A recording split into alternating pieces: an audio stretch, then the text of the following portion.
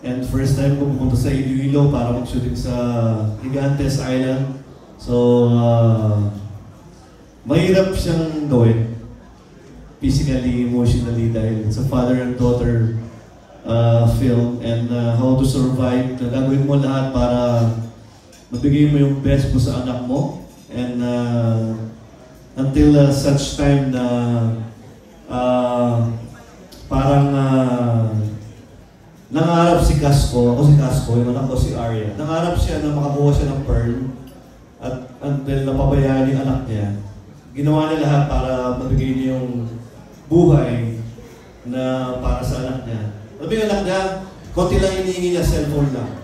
Hindi pa niya maibigay sa anak niya. Ganun kahirap ang buhay. So, we are so blessed na tayo, survive tayo, and yung mga island na ganito na kailangan natin i-preserve.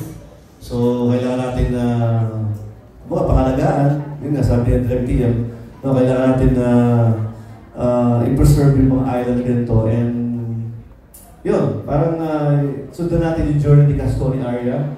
Si Arya, si Christine Tumaisip, sa local actors taga Iloilo. So karamihan ng mga kasama ko sa film, sa local actors, staff and crew. And si Direct TM, si yung DOP, si yung scriptwriters and director.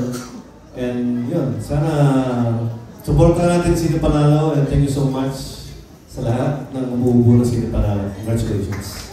Thank you, Mr. Ryan. At this point, we just like